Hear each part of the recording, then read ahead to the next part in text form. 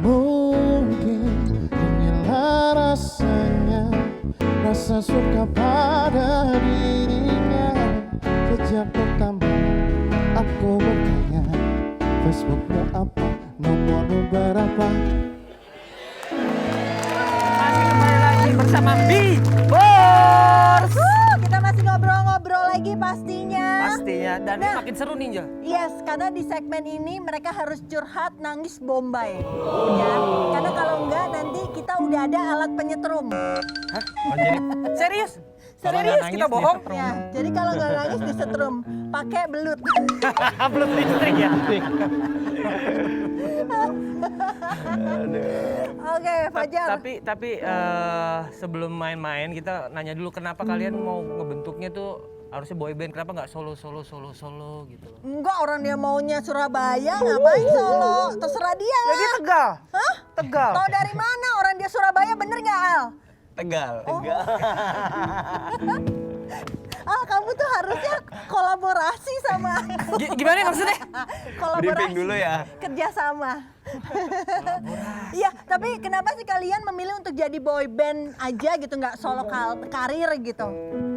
Karena memang dari awalnya kompetisi yang kita pilih itu kan emang pengen membentuk boy group kan. Jadi memang udah ada niat pengen ngegroup sebenarnya kayak gitu. Mungkin kayak kalau misalnya kita pengen solo dari awal, kita ikutnya kompetisi yang lain. But for me dan mungkin ke teman-teman yang lain, kayak kalau misalnya grup itu ada dinamikanya sih kan. Saat tampil tuh kayak kadang sometimes untuk ada di industri ini kayak kayak sendiri tuh nggak cukup, kita butuh yang bisa ini, butuh yang bisa ini, sampai akhirnya jadi grup gitu. Oh, dari tadi ceritanya yang bagus-bagus terus ya kalau boy band ya. Aku mau tanya dong, nggak enaknya jadi boy band tuh apa sih? Oh banyak. Al, atau Fajar ceritain mungkin. Banyak. Coba. Yang paling vokal nih. Ini si Fajar juga nggak enak waktu itu jadi boy band karena dia nggak nyanyi. Iya. Di belakang gua jagain sendal, sepatu ya gitu. Kayak musola ya jatuhnya ya. Performnya di Nggak enaknya tuh apa jadi boy band tuh? Apa Vin? nyatuin pikiran. Nyatuin pikiran. Nerima. Hei, itu nempelin. itu kepalanya. Terus Apa nggak enaknya jadi boy band? Yang orang nggak tahu deh kebanyakan. berantem-berantemnya karena kan nggak diliatin di TV, maksudnya nggak diliatin di publik juga kan. Terus ya itu tadi, jadi kita ada 5 kepala, 5 pendapat yang beda-beda, jadi kita kadang-kadang tuh nggak cocok, lebih seringnya nggak cocok. Tapi karena emang kita datangnya dari berjalan ke tujuan yang sama, jadi kayak mau nggak mau ya mesti satuin pikiran gitu. Sempet nggak waktu itu kalau berantem gede ada kepikiran mau keluar aja dari B-Force? Sempet ada nggak waktu itu konflik? Kemarin pas waktu berantem kita sempat mau tuntut ya. Iya. Pengacara kita masing-masing. Jadi saling nuntut gitu. Kalian saling nuntut satu sama lain? Enggak, bercanda. Bercanda, Kak. Kita tuh bukan boyband, kita sebenarnya pelawak sebenarnya. Jadi kita mau Ya pelawak kok nggak dapet kerjaan.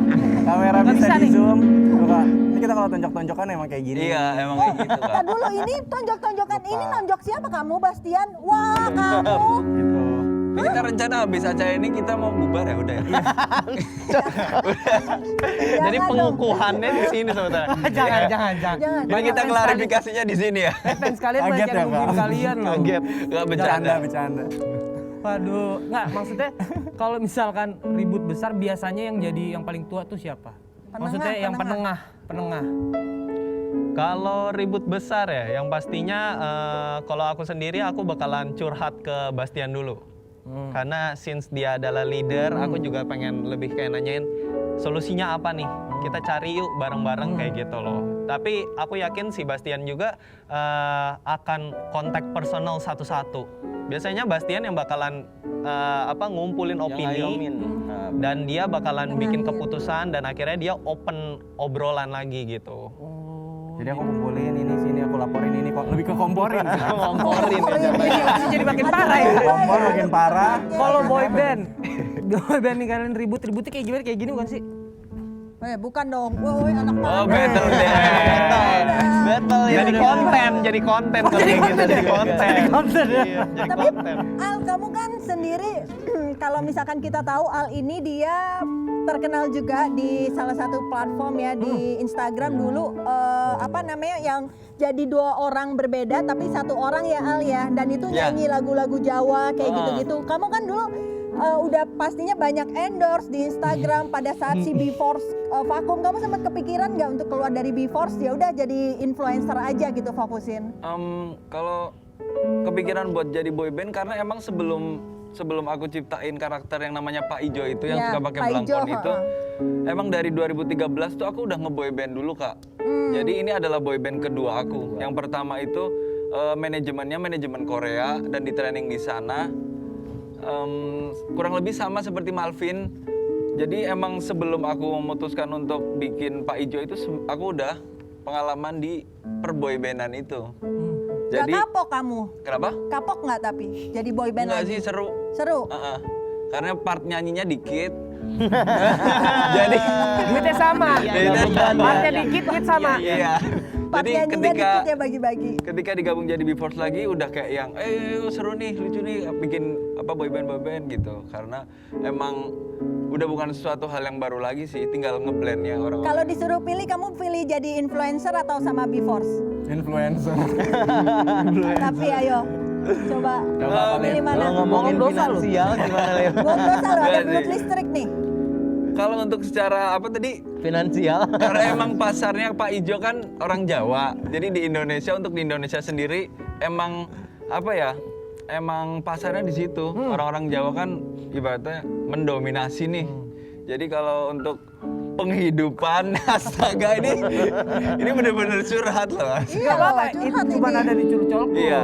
Tapi kalau untuk dapat keren-kerenannya untuk di Pak Ijo tuh nggak dapet. Tapi Karena duitnya kan lebih dapat di Paijo, intinya gitu. Oh, jadi Ya lu, pokoknya ada plus jadi lu minusnya lah. lebih memilih jadi Pak Ijo? Enggak sih, maksudnya Wah, seimbang lah, seimbang. gitu. Pak Ijo nggak bagi 5 Ya ya? parah. Kalau di B-Force aku ngerasa keren aku tuh bertambah dibarengin sama orang-orang ini gitu. Oke. Ngomong-ngomong nih, misalkan kalian lagi latihan, itu ada waktu latihannya nggak sih bareng-bareng? Kan kadang kan punya kerjaan masing-masing kan, kesibukan masing-masing. Itu ada waktu latihan yang harus bareng-bareng terus nggak sih? Waktu latihan lebih kayak karena punya kesibukan masing-masing ya kita nggak bisa bohong karena setiap member punya kehidupannya masing-masing, punya bisnisnya masing-masing.